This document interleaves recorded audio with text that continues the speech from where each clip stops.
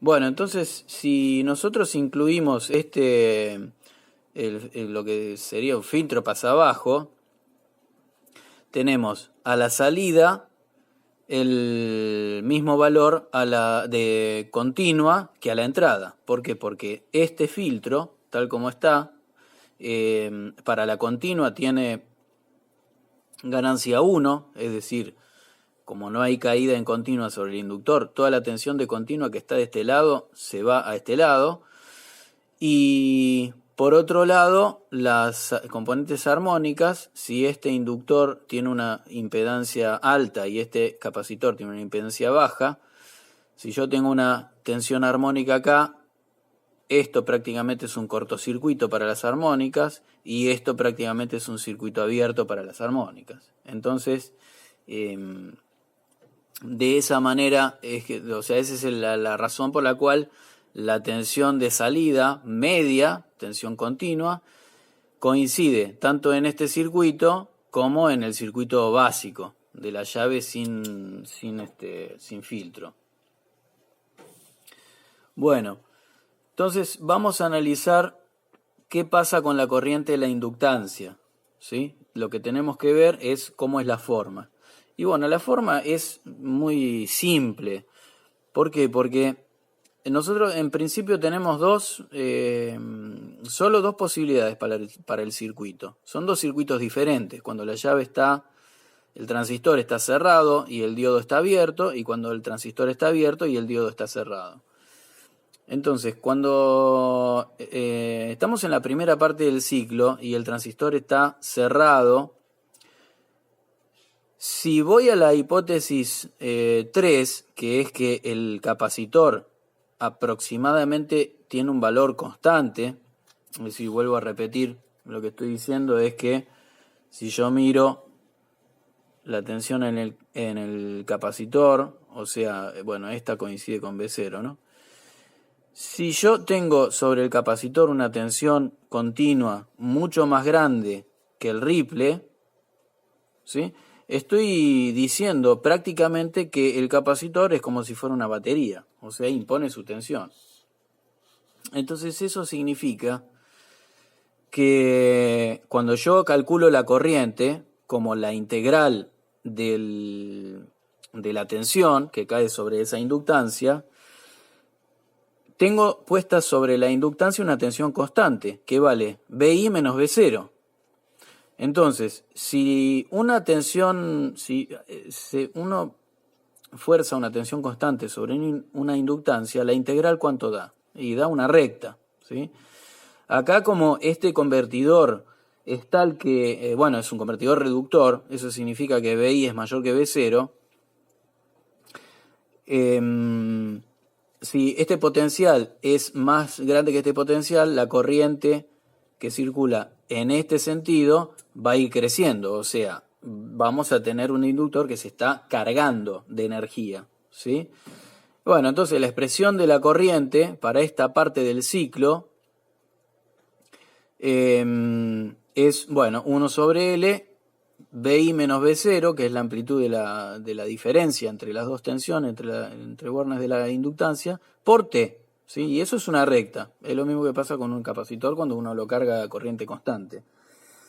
Mientras que en la segunda parte del ciclo, el capacitor se va a descargar. ¿Por qué? Porque en la entrada vendría a ser, tiene tensión 0, y en la salida tiene tensión, tiene la tensión de salida. Bueno, la tensión sobre el capacitor, que es constante. Entonces la integral da una recta con pendiente negativa, ¿sí? Entonces, en el primera parte del ciclo el inductor se va a cargar, y en la segunda parte del ciclo el inductor se va a cargar. ¿Hasta qué valor se va a cargar? Bueno, esto tiene que ver con la primera hipótesis, que es la que implica el estado permanente. Quiere decir que el valor de corriente en este punto tiene que llegar a ser el mismo que al final del ciclo, ¿sí? De tal manera que la forma de onda de corriente es como una especie de diente de sierra. Ahora bien, con esta corriente, nosotros vamos a poder ver que esta corriente tiene un valor de continua, ¿sí? Y tiene corrientes armónicas. Entonces, podemos pensar como eso, como que la corriente del inductor es una componente continua y armónicos. Entonces, la pregunta es, si sobre la inductancia están esas dos componentes de alterna y una componente de continua,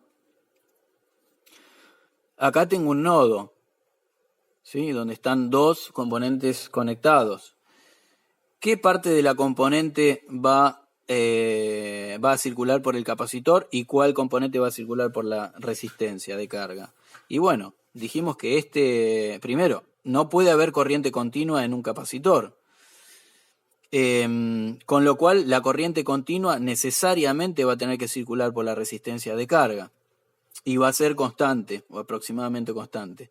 Y si toda la corriente continua circula por la resistencia, no queda otra que todos los armónicos circulen a través del capacitor. Entonces el capacitor es el que termina absorbiendo toda la parte de alterna de la corriente que circula sobre la inductancia. Bueno, acá lo que vamos a tener que tener cuidado, digamos, para un análisis posterior, si se quiere, es que acá hay que tener cuidado, porque si bien la tensión en el capacitor va a ser constante, la corriente sobre el capacitor va a ser, digamos, puede llegar a ser grande, ¿sí? Puede llegar a haber componentes armónicas muy intensas de corriente, que si el capacitor fuera ideal no tendríamos problema, pero el problema es que el capacitor real siempre tiene una resistencia en serie. Entonces, lo que va a producir esa corriente armónica que circula a través del capacitor es calentamiento, porque este capacitor nunca va a dejar de tener una pequeña resistencia serie. Entonces, bueno, acá habrá que tener cuidado de elegir un capacitor que soporte una determinada corriente eficaz, ¿sí? Nosotros podemos encontrar capacitores que tienen igual, podemos encontrar dos capacitores porque tienen la misma tensión y la misma capacidad, pero ¿qué pasa? Uno es chiquitito y el otro es grande. Entonces, habitualmente en los comercios, esperen que les voy a buscar uno, así lo ven. Ven, por ejemplo, estos dos, a ver si se ve ahí. Esto es 1000 microfaradios 25 volt y este es 1000 microfaradios 25 volt. Sin embargo, no son son los dos modernos, digamos, no es que uno es más viejo que el otro, pero fíjense que son diferentes en tamaño. Bueno, este capacitor soporta menos corriente eficaz que este capacitor. Este capacitor soporta más corriente eficaz. No sé en este momento, pero en en los catálogos, además de especificarse para un capacitor lo básico que es la tensión y la capacidad, se especifica la corriente eficaz.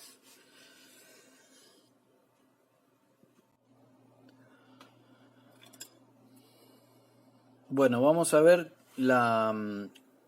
a caracterizar un poco mejor la corriente sobre el inductor. Es decir, el ripple de corriente. ¿Cuál es la diferencia entre el valor máximo de corriente y el valor mínimo de corriente? Acá, para este análisis, podemos suponer o podemos utilizar la primera hipótesis que dice que ninguno de los dos elementos almacenadores, el inductor ni el capacitor, van a incrementar su energía al final del ciclo, ni la van a decrementar, es decir, no se van a cargar ni descargar después de haber pasado el ciclo entero, ¿no? Eso significa, como la energía inicial del inductor tiene que ver con un medio de L por I cuadrado. La condición de esta que estoy diciendo, de que no se incrementa ni se decrementa la energía, tiene que ver con que la corriente al final del ciclo es la misma que al principio del ciclo.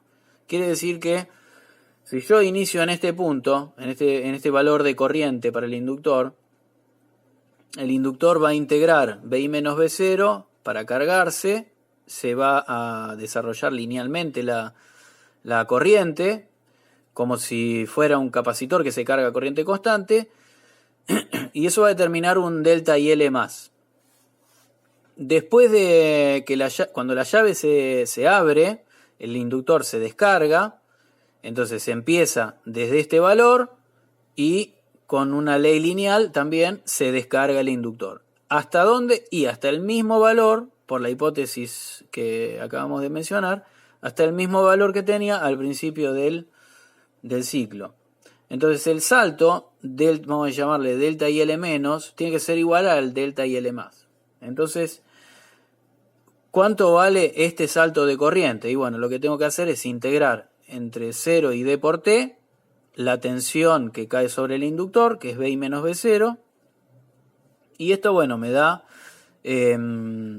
proporcional al ciclo de trabajo, al periodo y a la diferencia de tensiones. Bueno, y es obviamente inversamente proporcional a L, es decir, que mientras más chica es L, más rápido sube la corriente. Si L es muy grande, la corriente sube con una velocidad muy baja. Y el delta y L menos lo mismo, integro lo que cae en el inductor, que en este caso es menos B0. Y esto me da este valor. Entonces, yo tengo mis dos rampas, ¿sí? Mis dos rampas sobre la corriente, que están montadas sobre ¿qué cosa? Y sobre un valor medio, ¿sí? Sobre un valor medio, este es el tiempo. Entonces, sobre este valor medio, yo voy a tener montadas mis armónicas. ¿Cuál va a ser ese valor medio de corriente? Y bueno, fíjense que hay un nodo en donde converge el inductor, el capacitor y la resistencia de carga. Si por este inductor circula un valor medio y unas armónicas, el valor medio no puede circular por el capacitor, porque por la hipótesis que dijimos de que el capacitor no se puede cargar ni descargar, entonces no puede haber valor medio en este capacitor. Ese valor medio va a circular por la resistencia. Y si el valor medio circula por la resistencia, entonces los armónicos van a circular por el capacitor. Pero en definitiva, yo tengo un valor medio que vale de corriente, que vale V0 sobre RL, y entonces tengo un I máximo y un I mínimo. Entonces el I máximo y el I mínimo los puedo calcular como, bueno, IL más el delta IL sobre 2 y el mínimo IL menos delta IL sobre 2. Entonces, ¿qué sucede? Si yo tengo una resistencia dada en la carga, voy a tener un valor medio y unos armónicos. Para un valor de resistencia chica, vamos a ponerle. Si yo aumento el valor de resistencia, el valor de corriente media va a bajar. Quiere decir que este valor va a venir por acá, ¿sí? El ripple no se va a modificar porque el ripple depende, fíjense que no depende de la resistencia de carga, solo depende de la tensión que soporta el inductor, del inductor y del tiempo de llaveado. Ahora, va a haber una inductancia que hace que la corriente en algún momento se haga cero. Y ese valor de inductancia o de conjunto, ¿no? Resistencia de carga, inductancia y frecuencia o periodo, que va a hacer que la corriente se haga cero. Y que el convertidor salga de conducción continua. Acuérdense que conducción continua significa que la corriente en el inductor nunca puede ser cero.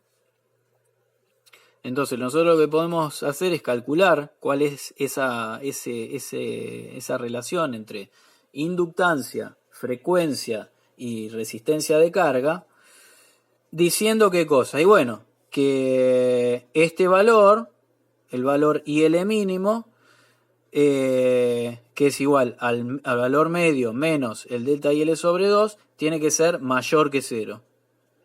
Eso nos asegura que los triangulitos van a estar por encima de el eje de abscisas.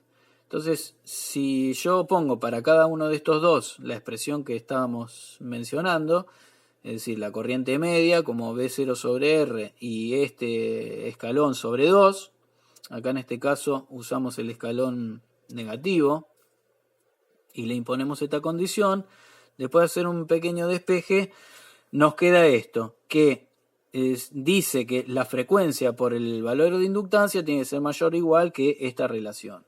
¿Sí? Entonces, esto nos asegura conducción continua. ¿Sí?